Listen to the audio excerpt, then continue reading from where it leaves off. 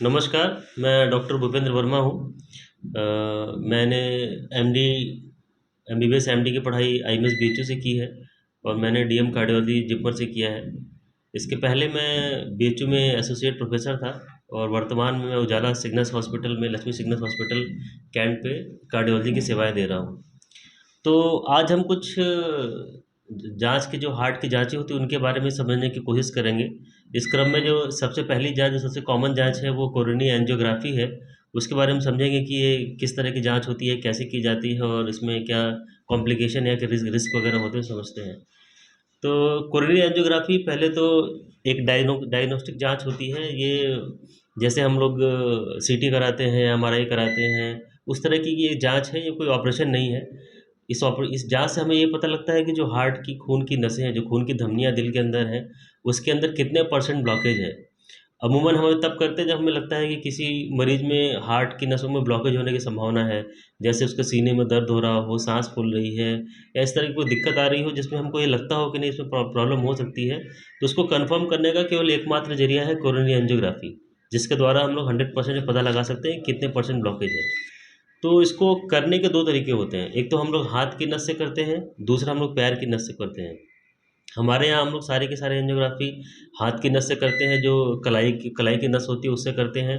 उससे फ़ायदा ये होता है कि मरीज़ तुरंत 3-4 घंटे में अपने घर पे जा सकता है और उसे चलने फिरने में कोई तकलीफ़ नहीं होती है।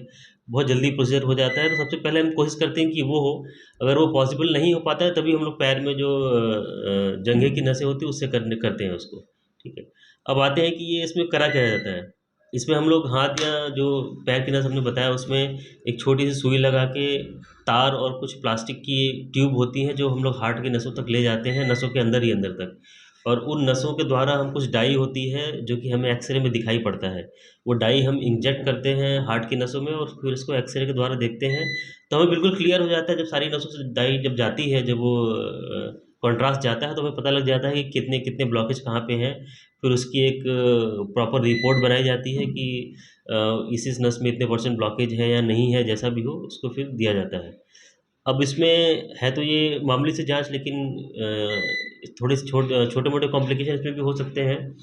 अमूमन हम कहते हैं कि इसमें लेस देन 1% रिस्क होता है। और रिस्क किस तरीके के हो सकते हैं? पहला तो जैसे हमने अगर हाथ में या पैर में सुई लगाया है, तो वहाँ से ब्लीडिंग होने के चांसेस होते हैं, बहुत ही मिनिमल चांस होता है, जिसको हम लोग इमीडिएटली रिकवर कर लेते हैं। और बाकी जो हम दवा डालते हैं, जो डाई हम डालते हैं खून की नसों में हार्ट के अंदर, वो भी एक प्रकार की डाई होती है। वो आयोडीनेटेड कॉन्ट्रास्ट होता है, उससे किडनी पे असर पड़ता है। तो हम जिसमें किडनी की बीमारी होती है, जिसको ऐसा रिस्क फैक्टर होता है, उसमें हम ये जाँच नहीं करते हैं। तो ये सारे हम पहले ही टेस्ट से पता लगाते हैं किसमें रिस्क है, किसमें नहीं रिस्क है। जिसमें इस तरह का रिस्क नहीं होता, उसी में एंजियोग्राफी डाई के द्वारा की जाती है। बाकी इसके अलावा एक आधा परसेंट नस में इंजरी होना या बाकी इस तरह की घटनाएँ, बीपी गिरना, पड़ना जो भी है, इस तरह की चीज़ें बहुत ही रेयरली होती हैं, लेकिन सब मिला के करीब 1% के नीचे रिस्क इसमें रहता है। तो आप इसको बिल्कुल ना समझें कि ये बिल्कुल रिस्क फ्री होता है। और जब ज़रूरत होती तभी इस जाँच को किया जाता है। ऐसा नहीं कि बहुत मामूली कोई जाँच है और इसको जैसे हम लोग ब्लड टेस्ट कराते हैं उस तरह से इसको करा सकते हैं, ऐसा नहीं है। बहुत ज़रूरत होती तो ही इस जाँच को करा जाता है। और हम आते हैं कि इसके खर्चा खर्चा कितना होता है। खर्चा अगर हम आप तो आम तौर से देखें तो सब कुछ मिला के करीब 10 से 15 हज़ार का खर्चा आता है। और अगर आपने रेडियल एंजियोग्राफी की है, हाथ की नस से की है, तो आपको भर्ती रहने की ज़रूरत भी नहीं है, आपको तुरंत ही छुट्टी कर दी जाती है, तो आपके एक्स्ट्रा खर्चे भी बच जाते हैं और आप तुरंत चलने भी लग जाते हैं, ठीक है। और आगे का हम अगर देखें कि एंजियोग्राफी के रिपोर्ट से हम क्या समझते हैं कि एंजियोग्राफी में हमें अगर कुछ आता है तो उससे हम क्या उसका निष्कर्ष निष्कर्ष निकालते हैं।